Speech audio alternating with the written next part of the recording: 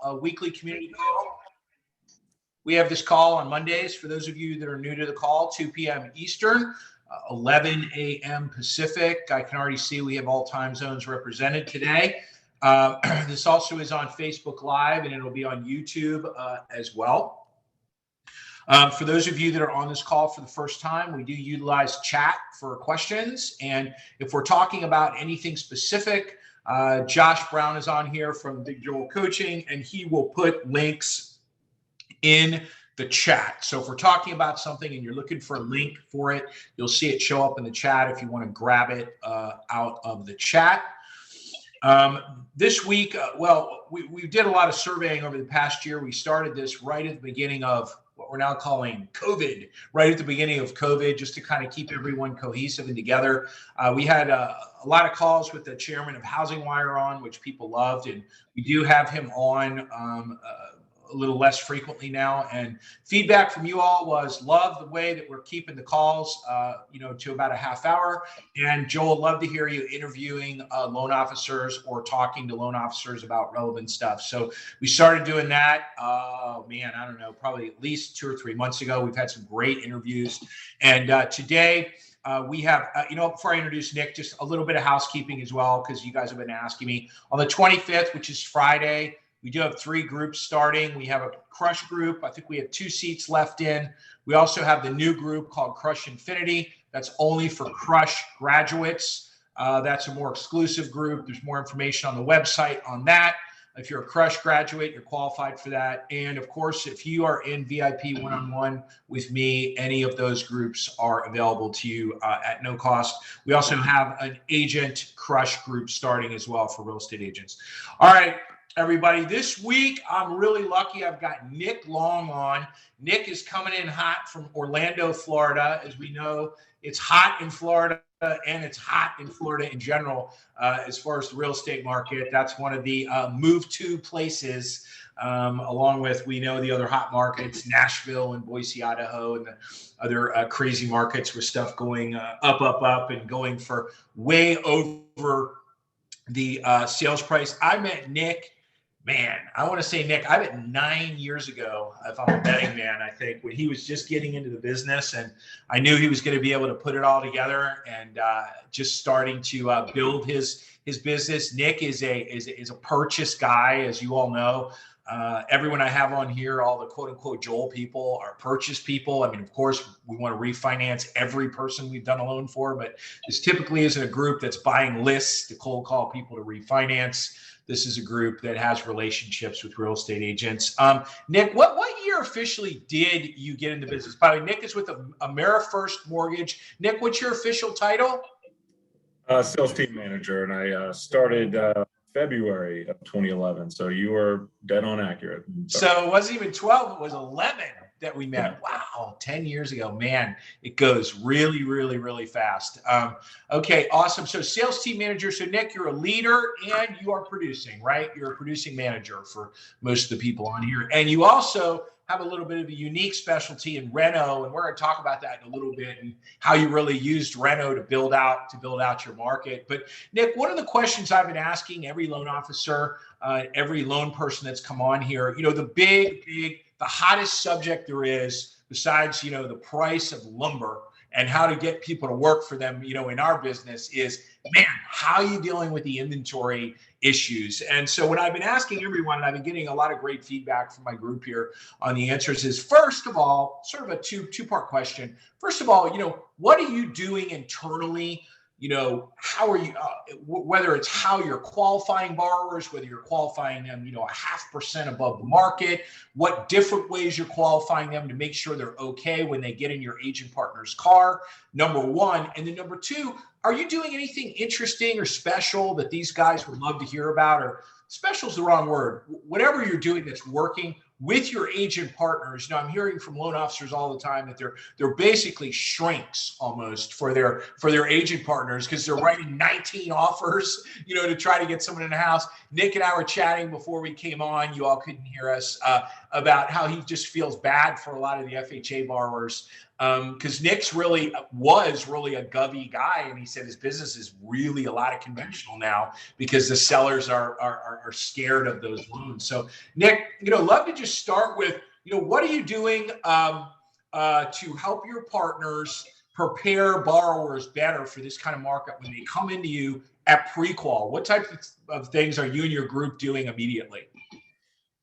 Well, so one of the things that I do with buyers just upfront is really just manage their expectations. A lot of buyers just don't really understand, especially if they're first-time home buyers, how crazy our market is. And sometimes it takes them, losing out on 1 or 2 houses to really understand, but really from day one, from the initial conversation, we're taking a deep dive, spending at least 15 to 30 minutes on the phone with the buyer, going through everything, getting every single bit of information that would be on the 1003, address, employment history, details of their assets, all that kind of stuff. And wait a second.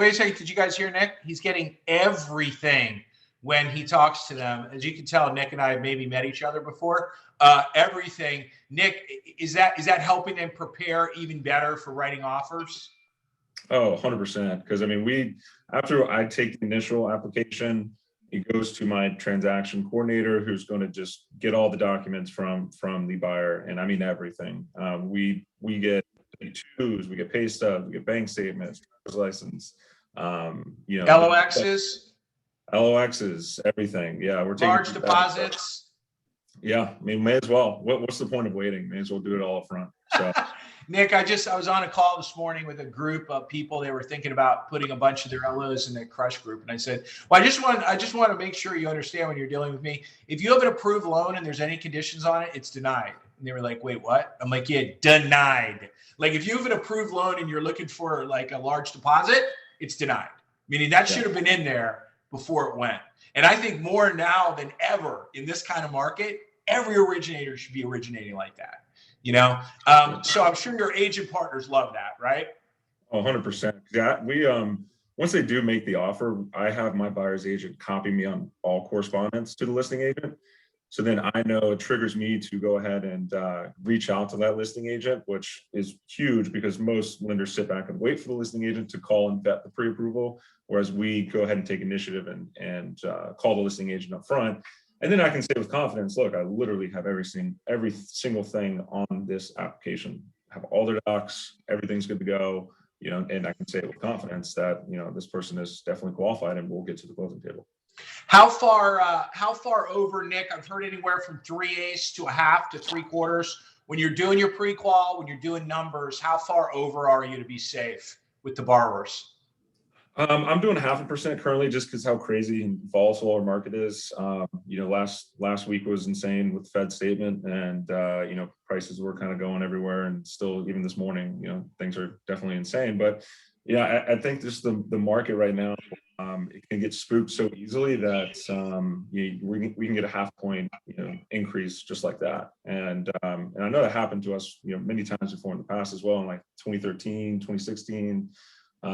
We ran into those same issues. So I qualify with a 0.5% higher just in case. And I let the borrower know that as well, just in case, I send them an estimate and it's 0.5 point higher. I'm just like, look, this is absolute worst case scenario.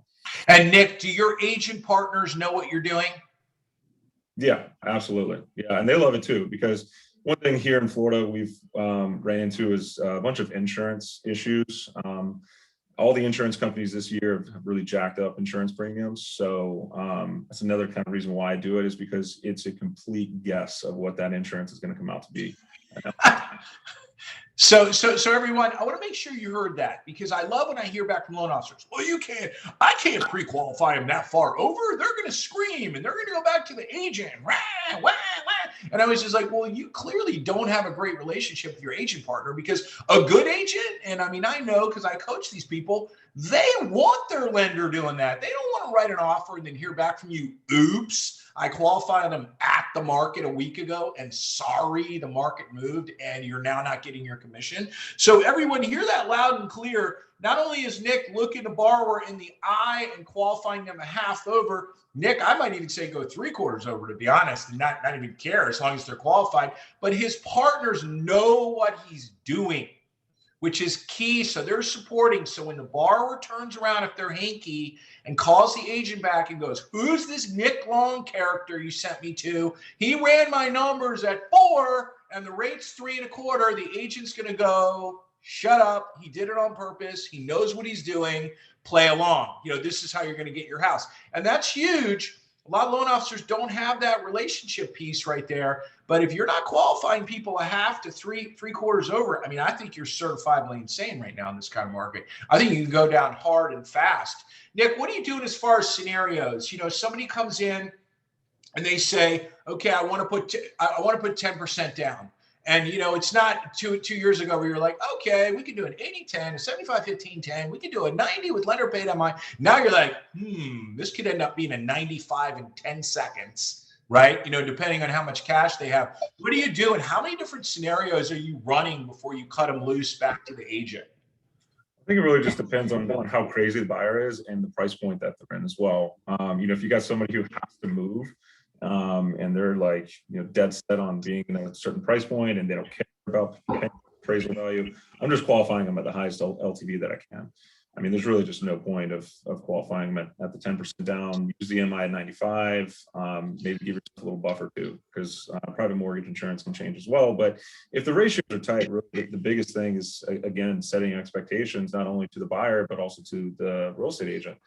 Outline an email, hey, I qualified them based off of, this interest rate, this insurance amount, this property tax, no HOA, so that when they go out and shop, if they do find something, they know the parameters to stick to. If they need to push the purchase price max that they're qualified for. Now, again, I don't know. I want to make sure everyone heard that. That's a baby bomb, Nick. That's what guys like me and your dad used to do. That's some old school stuff right there. But we used to have to do it on like a napkin or whatever. Nick is literally emailing the agent in writing exactly what he did. Okay. Number one, that's helping the agent, but it's also officially covering your ass. So if the agent goes out and does something crazy, Nick has put in writing, here's what I did. As in, if you come off this script, you need to call me before you write the offer. Nick, I can't tell you how many loan officers do not do that. They may do it verbally,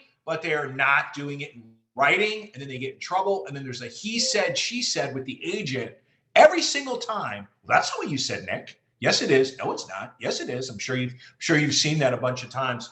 Nick, talk to me about the actual agents and the shrink piece. How are the agents in Orlando? Are they pretty much freaking out like the rest of them? Because, everyone's like, oh, agents make too much money. I'm like, they're writing like 97 offers on every house. You know what I mean? Believe me, they're earning every penny right now. What are you doing, if anything, special with your agent partners to support them through this? This is epic. No one has ever seen anything like this before. Are you doing anything interesting or different or, to support your partners? Real estate agents here, honestly, real estate agents don't get paid enough to do what they do, especially nowadays. And, really, it's just hearing them out, really, and being there for them and listening to the struggles that they're having and figuring out a solution to those struggles is really what deepens your relationship with that real estate agent. So we're, we got a complicated buyer. We're trying to figure out alternative ways to get them into a home at a different price point, or maybe selling them on a loan program or a different area.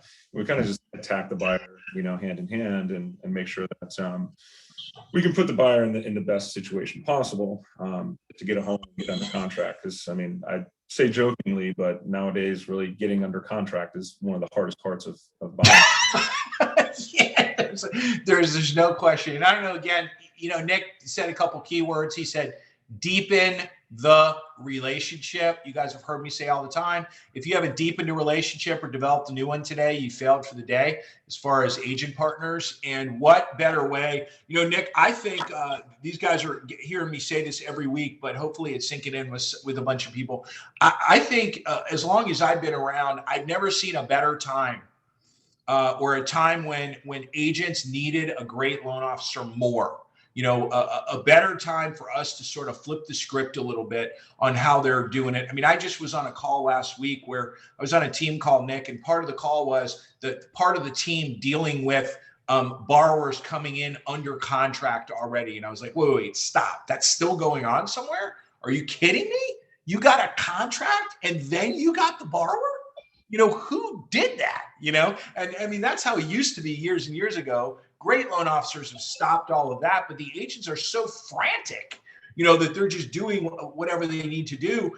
And they just, if they get around a good lender, I mean, what I'm hearing in the market is to get a deal done, accepted by the seller, 90% of the time, the lender is selling it through if there's mortgage, if it's not a cash deal. Meaning, if you talk to the listing agent, they will say, we took that one because I talked to Nick Long and I was confident it was going to close. Is that what you're saying as well?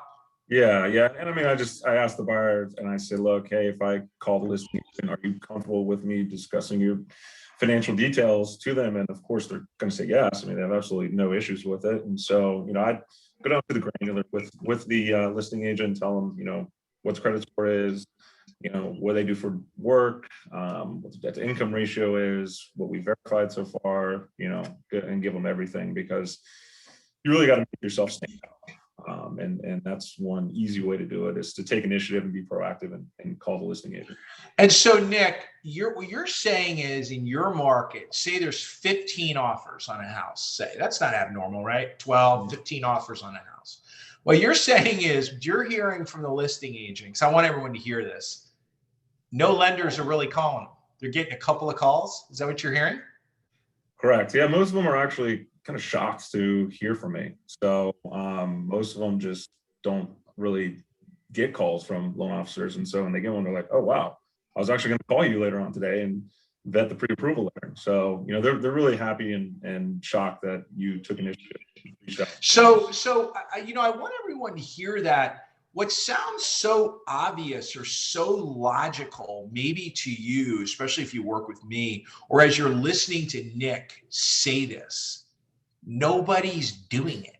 So Nick's one out of maybe 2 loan officers on a house that maybe got 15 offers on it. So I would say already, Nick, you're at 50. You're at 50% already. Again, because it's really going to be you or the other person they talk to, unless there's just a cash buyer or something like that. But that to me is amazing. Nick, how do you see?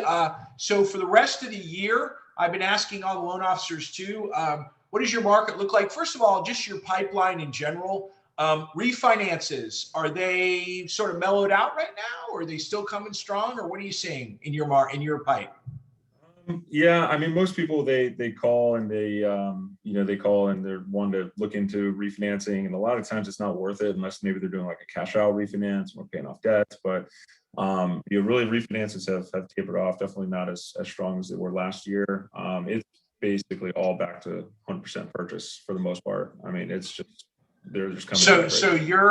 I was predicting by the end of the third quarter, most of the refi pipelines would be flushed out, and the fourth quarter would be really, really back to normal. Brian Minkow said something interesting a couple of weeks ago or last week. He said, Joel, there's going to be a huge cash out refi opportunity because a lot of these people have bought these houses with all this equity in them, and they're all coming up on a year in the fall. And I was like, that's kind of interesting.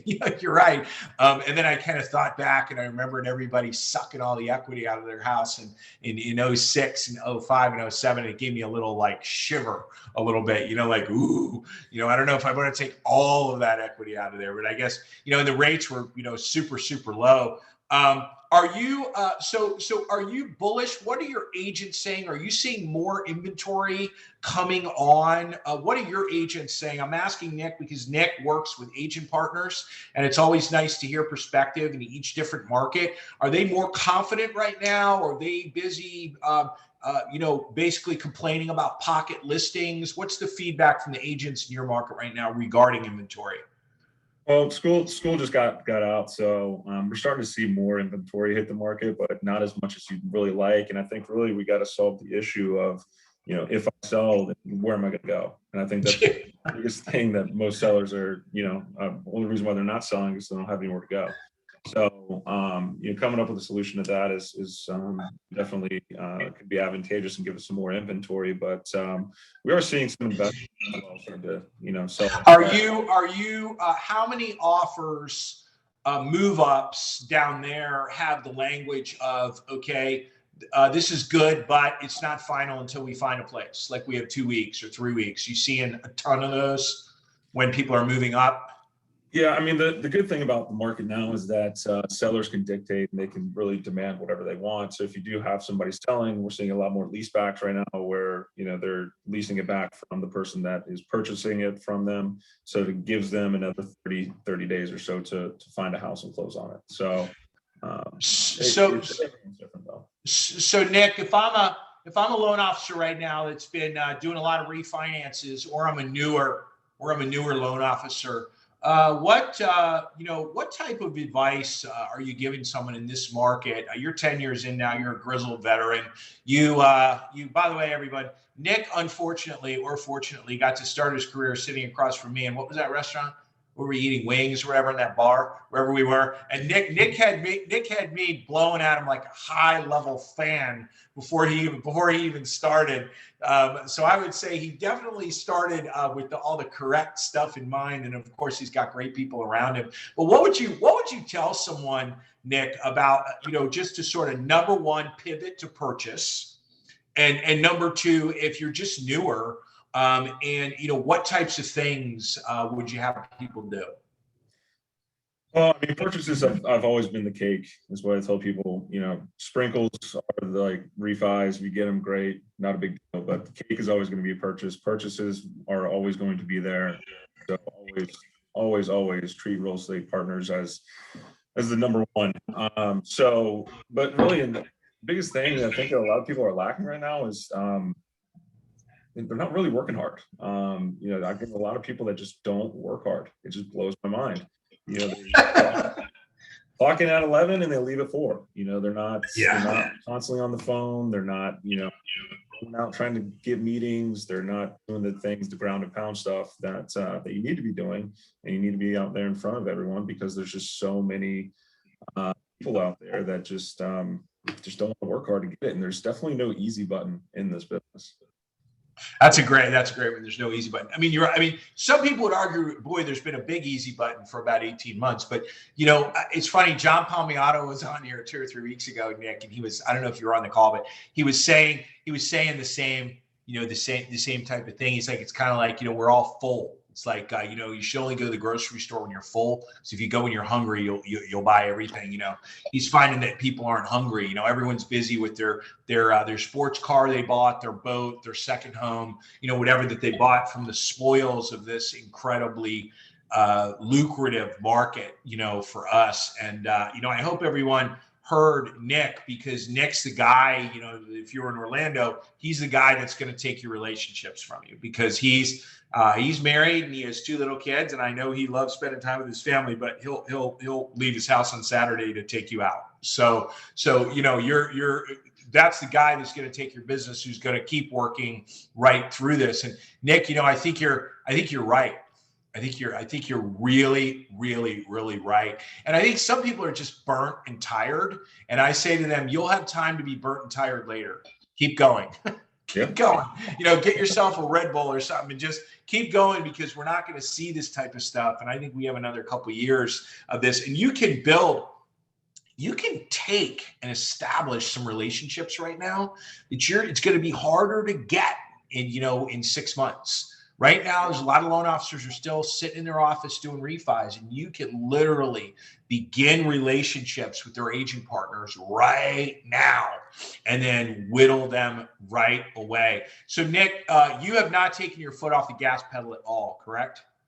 If anything, we're continuing to staff up and trying to do more. I mean, the good thing about last year is, I thought like this level was working really hard, and then I got to that level, and then that became the new baseline, and then it just kept getting more and more. And so, I mean, really, you don't really realize how hard you actually can't work until you're really forced to, and really put in the effort. But yeah, we're continuing to just continue to staff up, be more efficient, be faster, and be better.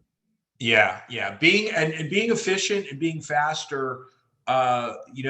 Sean was on here about a month ago, Sean Benosian, and he talked about that. He was like, in this market, the agents need that even more. They need us to be able to schwack a loan through there, quickly and efficiently. And so Nick is doing, the opposite of what a lot of lenders are doing. He's staffing up. I tell people all the time, I'm like, okay, whatever your baseline is, you got to stay there without any refinances. So if you're closing 15 loans a month and there's 11 purchases and 4 refis, you have to be you got to make sure you're at 15 for purchases. And they kind of look at me and they're like, I'm like, no go backs. I love when loan officers say, Joel, I'm closing 22 loans for the month. I'm like, cool. That means you have to close 23 next month. And they're like, oh man, I should have told them that. Because I'm like, there's no go backs. I mean, don't tell me, oh, it's August, it's slow. No, there's no, that's just an excuse. Okay, great. Any final words of wisdom for the group? Nick, what's the best way to find you? Facebook, email? How do you want people have a question? How can they find you? Really just find me. You can find me on Facebook. Email is good as well. nlong@amerifirst.com, or my website nicklong.us as in the United States. That'll redirect you to my website. So call, sell, or text, email, whatever. Okay, everybody. Nick Long, Amerifirst Mortgage. We didn't even talk about reno because I like to keep this at 30 minutes, but Nick is a reno expert as well. He used that very efficiently to build a lot of the relationships he has right now and pivoted right off that. But we didn't even go there. N Long at Amerifirst Mortgage, Orlando. That's East Coast. Everyone, 25th, a lot of new stuff starting. Remember, it's Monday. I don't care how busy you are. If you haven't done 3, you don't have 3 B2Bs booked this week, fail, 4 good, 5 grand slam. Okay, stay on your game.